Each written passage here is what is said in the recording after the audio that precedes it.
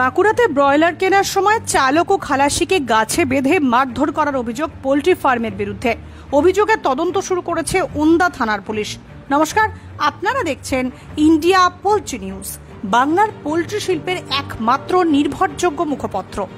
ঘটনার সূত্রপাত গত 7ই মার্চ বাঁকুড়ার ওন্দা থানা তিলাবনী গ্রামে প্রদীপ ঘোষের পোল্ট্রি ফার্মে ব্রয়লার কালেকশন করতে যান গাড়ির চালক অরূপ মাহাতো, খালাসি দিবাকর মাহাতো ও রাজু মাহাতো।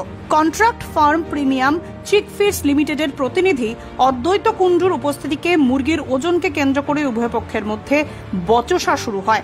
ওজনে কারচুপি করা হয়েছে এই অভিযোগ তুলে ফার্মার প্রদীপ ঘোষের লোকজন চড়াও হন ড্রাইভার ও খালাসিদের উপরে।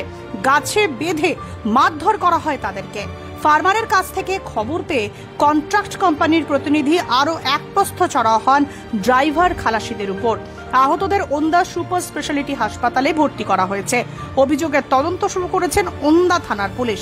এই ঘটনার পরিপ্রেক্ষিতে ওয়েস্ট বেঙ্গল পোল্ট্রি ট্রেডার্স অ্যাসোসিয়েশনের রাজ্য আহ্বায়ক গণেশ ঘোষ জানিয়েছেন, অবিলম্বে দোষীদের দৃষ্টান্তমূলক শাস্তি না হলে সমস্ত পরিবহন ব্যবসায়ীরা প্রিমিয়াম চিক্সের মাল কালেকশন অনির্দিষ্টকালের জন্য বন্ধ রাখবেন। প্রিমিয়াম চিক ফিডস কোম্পানির অফিসের বাঁকুড়া জেলার ব্রাঞ্চ ম্যানেজার সুভাষ ঘোষকে ফোন করা হলে তিনি বলেন, এ ব্যাপারে পশ্চিমবঙ্গের রাজ্য অফিসের সংশ্লিষ্ট কর্তৃপক্ষকে অবহিত করা হয়েছে, ওনারা সিদ্ধান্ত নেবেন।